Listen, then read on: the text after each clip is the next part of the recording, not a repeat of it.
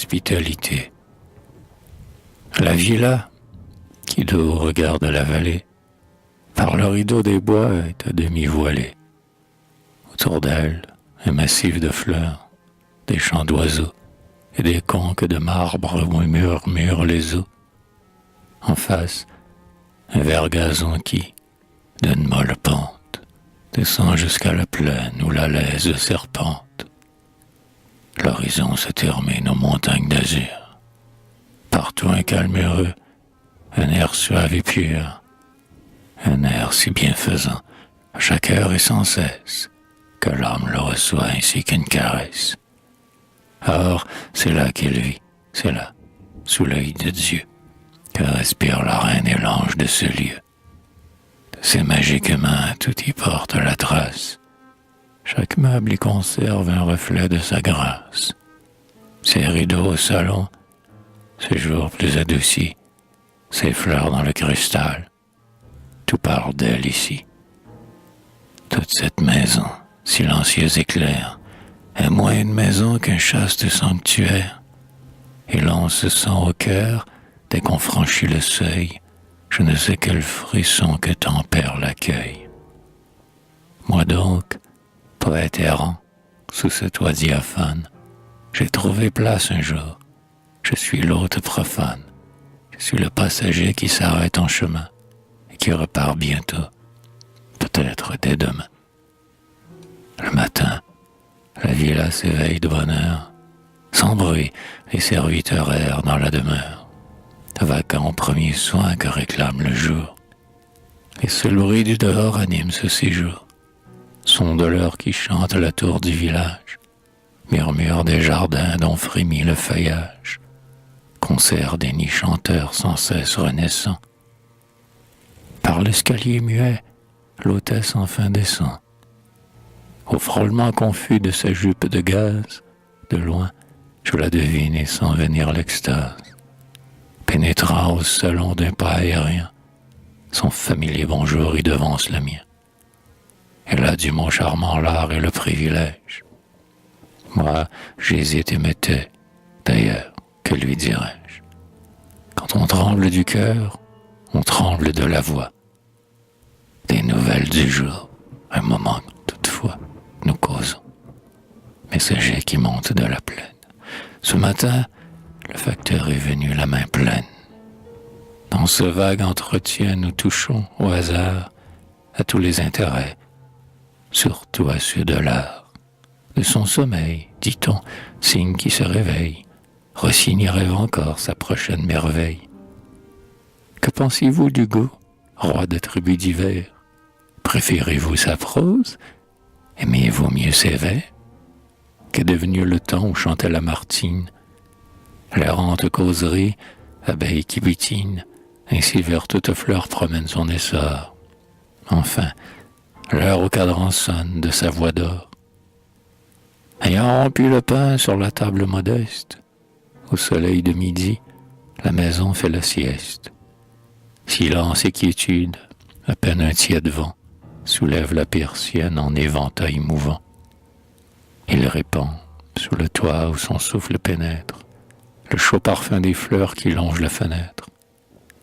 Plongé dans cet arôme où le rêve se fond, on voit, de temps en temps, courir sous le plafond des grands tilleuls du parc l'ombre qui se balance, et les moires de l'eau qui passe en silence. Ô longueur de midi, rêverie à long flot, vague sommeil qu'on dort les yeux à demi clos. Dieu sait de quel frisson vous agitez une âme, quand flotte dans votre air le souffle d'une femme.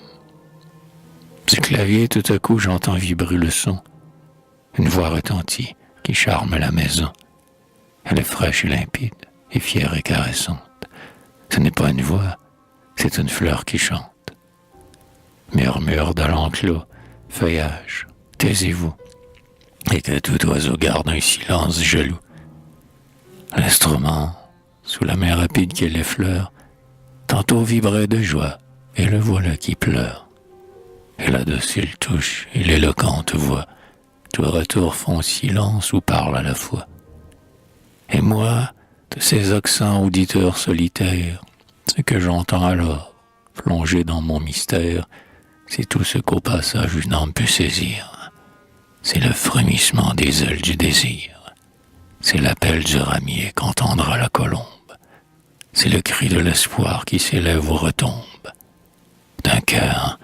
D'un faible cœur qui défaille à moitié. C'est la prière à Dieu réclamant sa pitié. L'heure pourtant décline, et du soleil qui passe, les dernières ardeurs meurent sur la terrasse. Il est temps de sortir, il est temps de revoir les jardins, l'horizon, doré au feu du soir. On s'accoude aux piliers rangés en colonnade.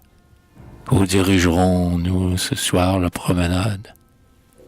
Par les sentiers étroits qui longent le coteau, irons-nous visiter cet antique château dont les pâtres voisins racontent la légende?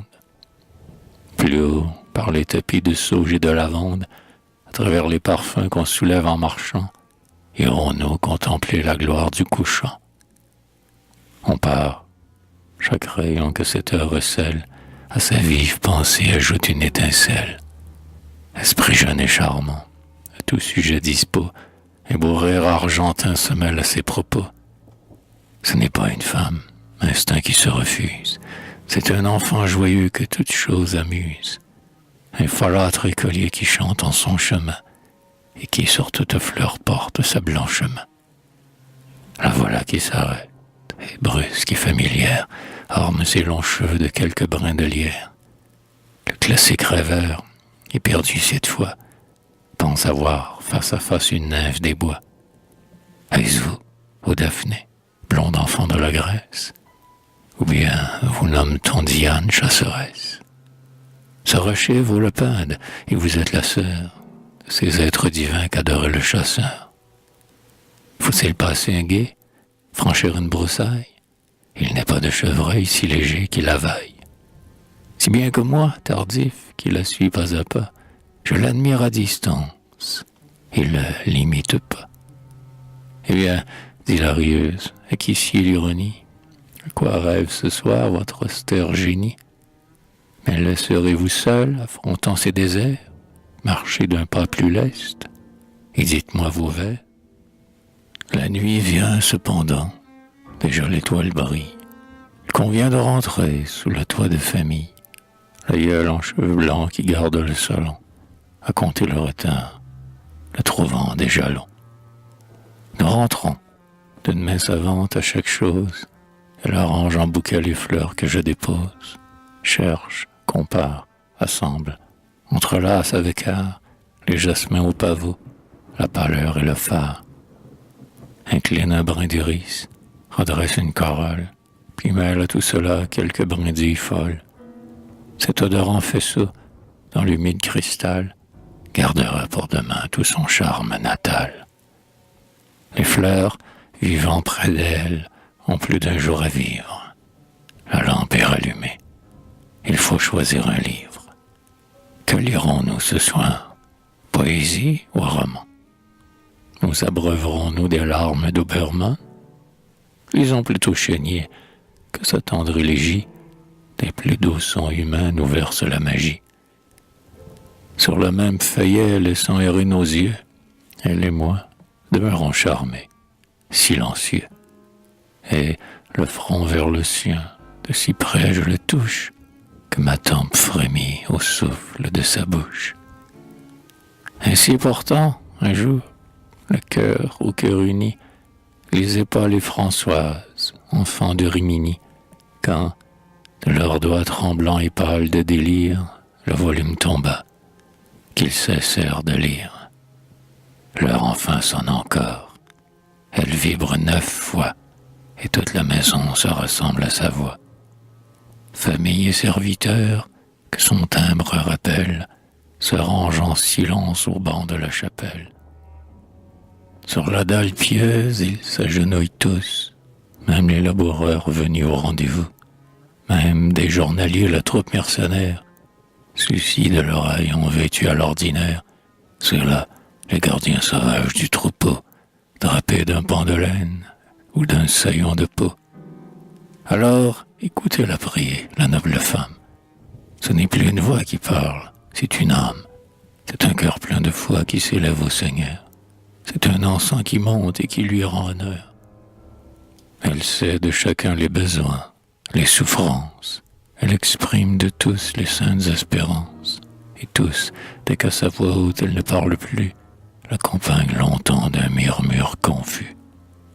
Tel au désert, jadis, par une nuit d'étoiles, Rachel ou Rebecca priaient sous ses longs voiles. Et, réunis près d'elle autour des grands palmiers, ainsi chefs et pasteurs chantaient au jour premier. Humble gens, cœur touché par la voix ingénue, la trêve des labeurs maintenant est venue. Que chacun, jeune ou vieux, dans un grave maintien, retourne à son chevet, je gagne aussi le mien.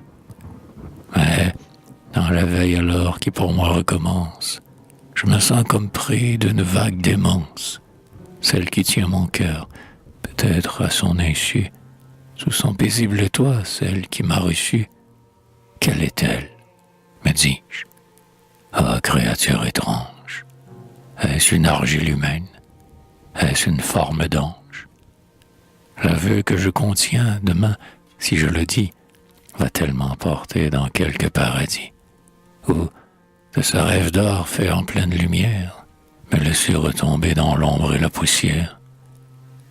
Ainsi la nuit s'envole, ainsi, de jour en jour, je vais m'alanguissant en l'air de ce séjour.